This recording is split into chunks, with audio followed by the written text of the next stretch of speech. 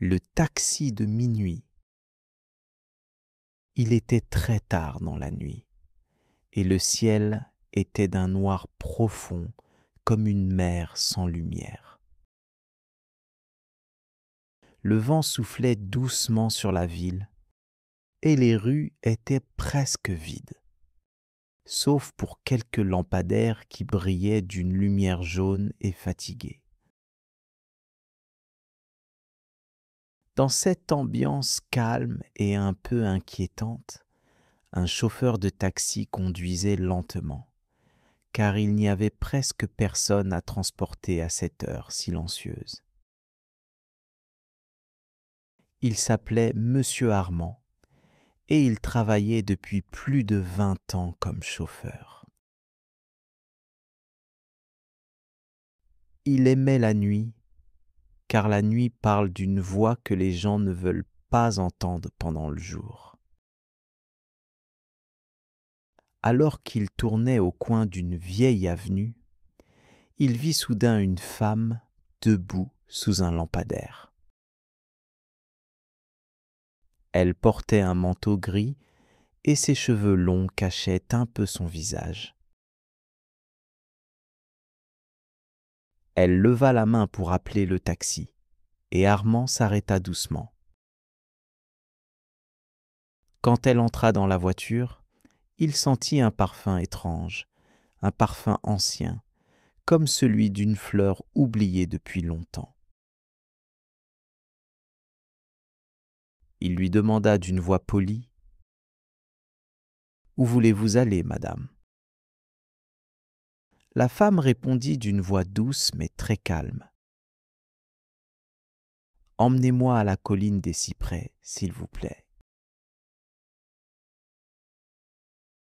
Armand fronça légèrement les sourcils, car la colline des cyprès se trouvait loin, au bord de la ville, dans un quartier où presque plus personne n'habitait.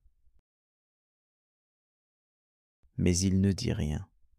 Il démarra le moteur, et la voiture commença à rouler dans la nuit.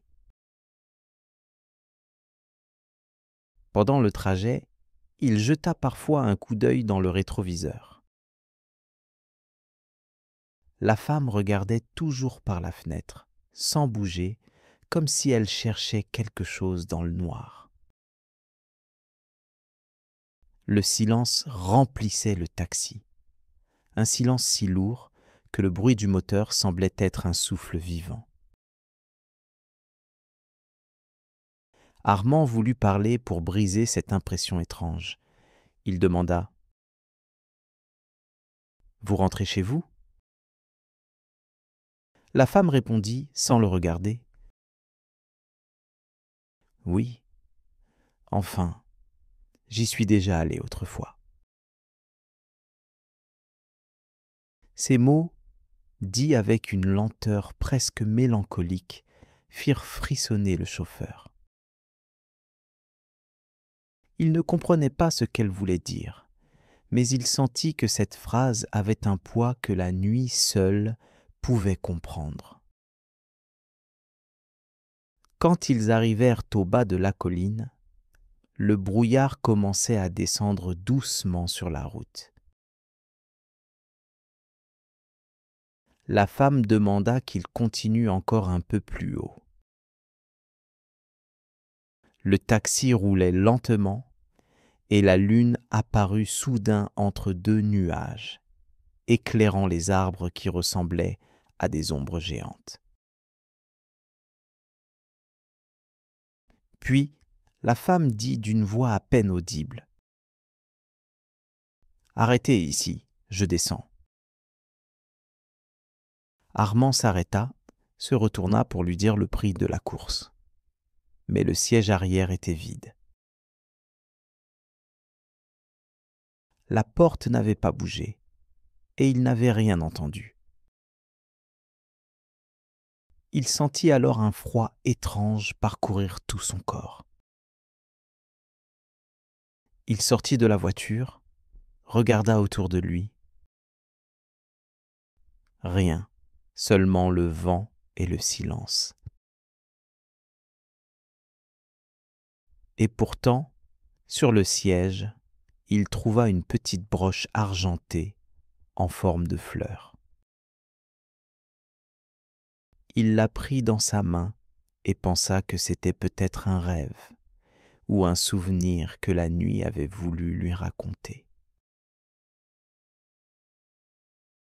Le lendemain matin, Armand se réveilla avec une sensation étrange, comme si la nuit précédente n'avait pas vraiment existé. Mais la broche argentée reposait sur sa table, brillante et froide. Il décida de retourner à la colline des cyprès pour comprendre ce qui s'était passé. Le soleil se levait lentement et la lumière du matin semblait laver la ville de ses mystères.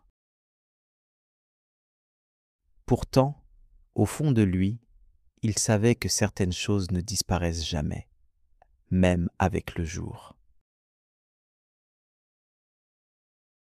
Il conduisit son taxi dans les rues encore tranquilles, observant les passants qui débutaient leur journée avec des visages fatigués mais vivants. Quand il arriva au pied de la colline, il descendit et suivit à pied le petit chemin bordé d'arbres. Le vent soufflait doucement et les feuilles faisaient un bruit léger comme un murmure. Après quelques minutes de marche, il vit un petit cimetière caché entre les cyprès. Sur une pierre blanche, il lut un nom gravé, Élise Duvanel. Et juste en dessous, une date. 1983-2008. Le cœur d'Armand se mit à battre plus vite, car ce nom, il le connaissait à présent.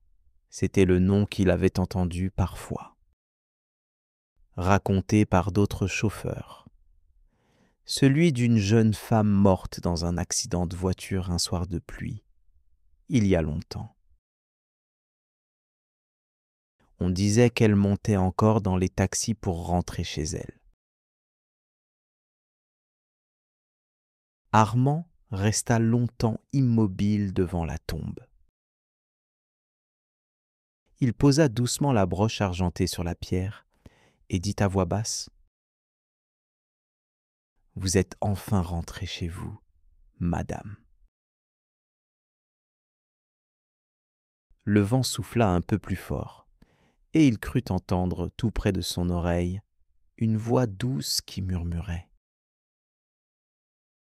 Merci, monsieur Armand. » Quand il retourna dans son taxi, le ciel était déjà clair. Mais sur le rétroviseur, il crut voir, l'espace d'un instant, le reflet d'une femme assise à l'arrière, le visage tourné vers la fenêtre, comme la veille. Il se retourna brusquement. Il n'y avait personne. Alors, il sourit, un sourire triste mais paisible, et il reprit la route. Depuis ce jour-là, chaque nuit, quand il conduit, il regarde parfois le siège arrière avec un certain respect, comme s'il transportait toujours un souvenir invisible. Et peut-être que, quelque part, dans le souffle du moteur ou dans le parfum du vent, Élise continue à voyager avec lui, silencieuse et tranquille, à travers la ville endormie.